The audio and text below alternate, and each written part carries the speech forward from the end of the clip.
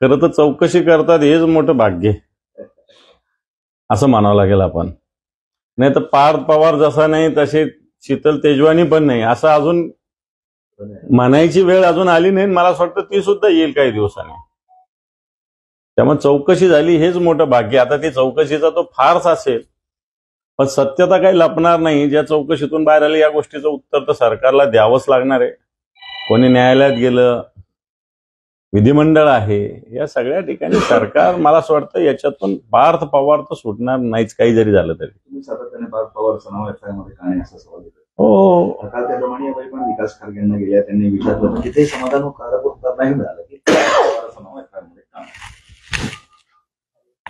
खरं तर 99% पार्टनर असणारा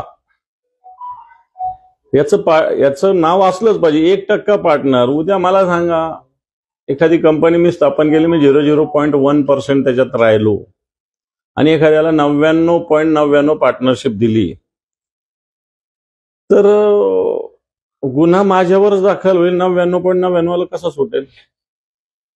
0.1% वाला किंवा 1% वाला हा काही 99%च्या परमिशन शिवाय काहीच गोष्टी करू शकतच नाही. शेवटी से 99 वाल्याचाच असतो. आता शेअर्स असेल, वाटा असेल, हा 51-49 का ठेवतात?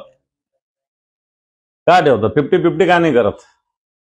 याचाच अर्थ 99% वाल्याला वाचवलं जातं हे सत्य आहे. पण हे सत्ता तोपर्यंत हे नंतर उद्या कधी येईल आणि कधी कोणाला उचलतील याचा भरोसा राहणार नाही.